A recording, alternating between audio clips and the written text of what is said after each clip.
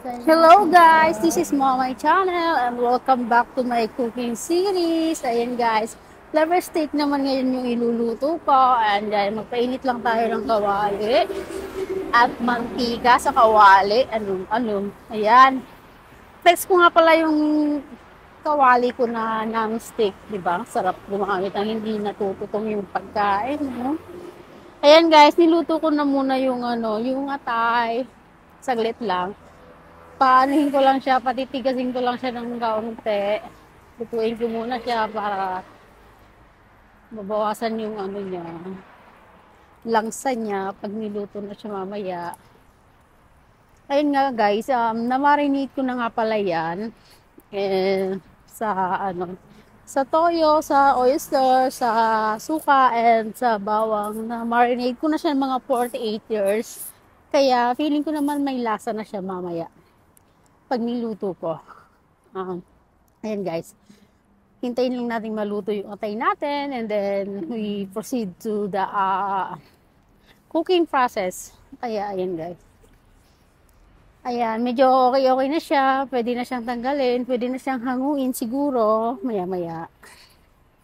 Kaya ayan, hintayin muna natin yung mawawala yung parang niya, dugo-dugo niya.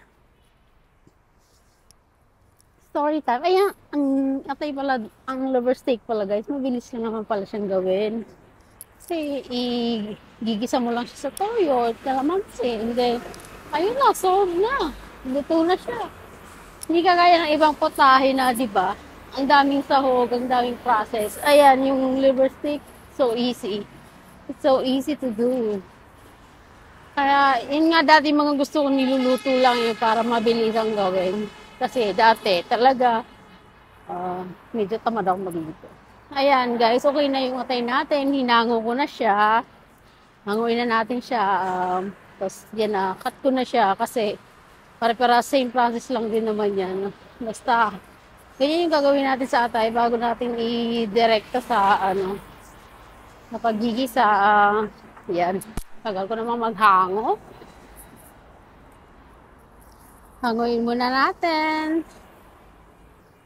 And then, ito, naglalakad na naman ako papuntang bus stop.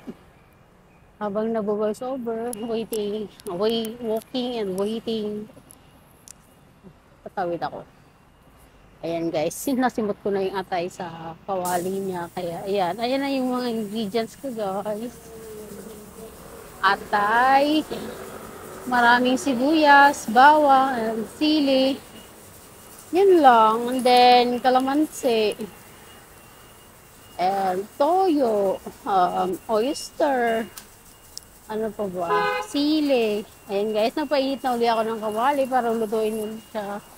Dito na tayo sa exciting part. Painit ng kawali. Tapos yan guys, uminit na yung kawali ko. Nilagyan ko na siya ng mantika. Painitin uli natin yung mantika, and then, ayan, wait lang tayo saglit. Ang ingay sa, nasa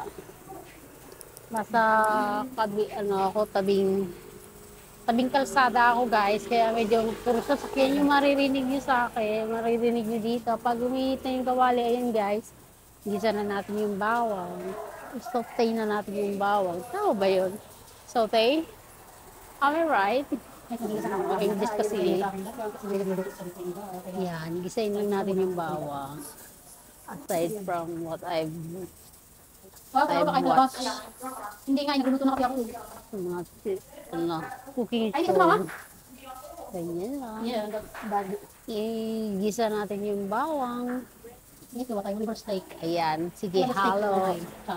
Halo, and then nilagay ko na nga pala yung sili para ayan, hindi ko na naman makakain yung pagkain ko kasi super anghang. Ayan guys, ayan, sige. Mix it well. Ayan guys. So ayan, naghiwalay nga pala ako ng kaunting bawang para pang toppings ko later. Pag naluto na yung atay ko, yung liver steak ko. Pang toppings ko siya sa kaya nga toppings, di ba, para sa ibabaw. Inaway ko na naman yung sarili ko, shit. Guys, feeling ko baliw na ako. Yan guys, nilagyan ko din ng kaunting sibuyas. Para magisa-gisa ng kaunti yung sibuyas. Ayan. Sige, dali. And then, pag medyo nag-brown-brown na yung sibuyas, ayan. Yan. Bilis na yan. Nilagay ko na nga yung toyo. Para mas masarap pag hinuna yung mga toyo-toyo, yung mga ganyan-ganyan. Para nagkakaroon siya ng lasa. Ayan, nilagay ko ng dami ng mantika. Guys, mukha akong factory ng mantika. Pero mas gusto ko kasi yan sa mga ganyang ay mga ganyang luto yung mamantika dyan. Kasi para hindi na uhaw yung pagkain. Ano ba yun? Ayan, nilagyan ko din siya ng magic sarap. Nilagyan ko siya ng oyster guys. Para mas sumarap ang aking luto. Ayan guys. Pakuluin lang natin yan. Hayaan lang natin siya magganyan-ganyan para mag-simmer-simmer siya ng konti. At saka maluto yan guys. Nilagyan ko din siya ng oyster sauce. I put some oyster sauce, soy sauce, for better taste. Ayan, sige. And then, next, yung calamansi. Yeah, calamansi juice. I put it there together with that. Ayan, sige. Sim-sim mo yan. Mas marami. Arte-arte mo. Ayan guys, puro kalamansi yan guys. Kalamansi juice. Parang ako naggawa ng kalamansi juice. Ayan, inilagay ko nga pala ay 10 perasong kalamansing malalaki para mas maasim. Ayan, parating na yung bus namin. Ayan guys, pinakulo-kulo lang siya, pinakulo-kulo lang siya. Ayan, tapos ganda ulit, halo-halo. Ayan siya. Masarap kumalo, halo-halo pa. Diba? Ano ba sinasabi ma? Ayan, ito na guys, nandito na yung bus ko. Putulin ko muna uli yung voice over ko guys. Ayan guys, lagay ko na yung ceiling green. Tapos yan, ganyan lang, easy na pagluluto. Ayan, tapos ilagay ko na yung atay, maraming atay para sa aking gout. My gout. Ano yun, my gout? Ano, yan, ang dami kong atay ngayon guys. Pati yung atay ko, sinali ko na dyan.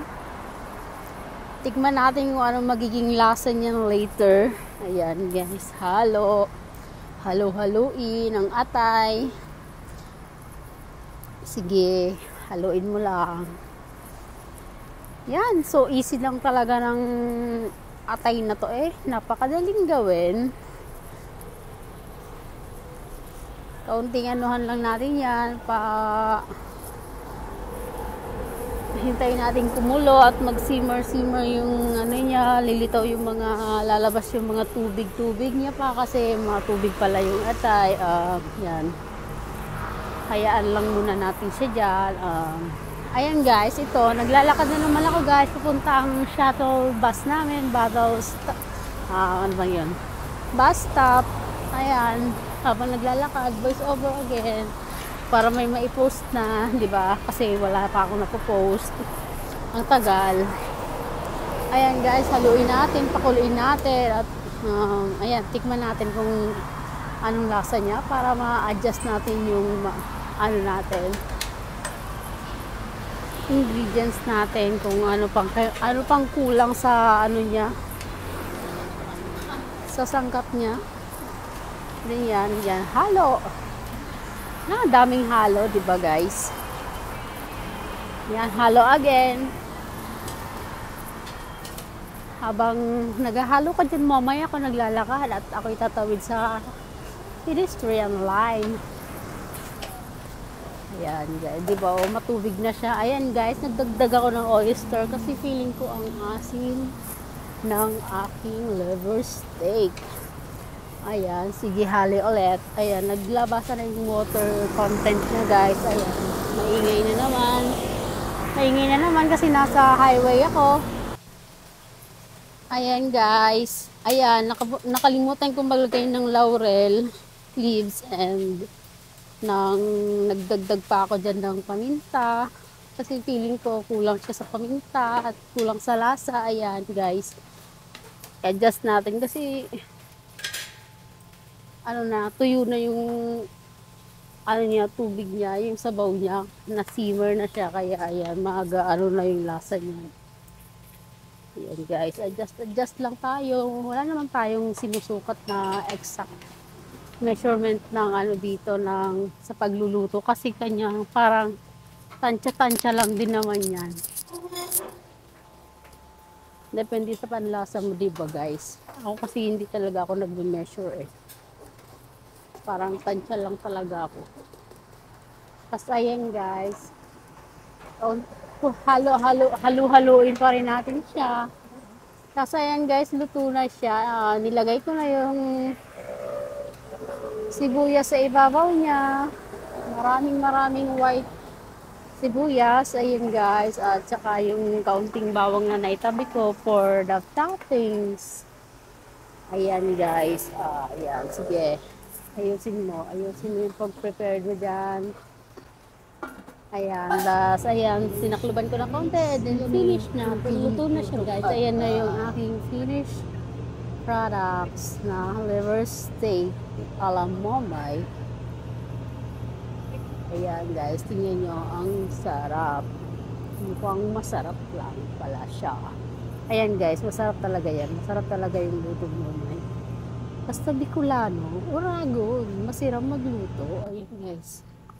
Ayan, nabawas na nga pala ako dyan kasi kakain na ako. Ayan, nabawasan ko na siya para ma-try natin kung anong lasa ng niluto natin. Ayan guys, tapos na yung luto mo cooking series ko. Kaya ayan guys, please like and subscribe. Thank you. Thank you for watching my videos and please continue to support me. Thank you. Bye.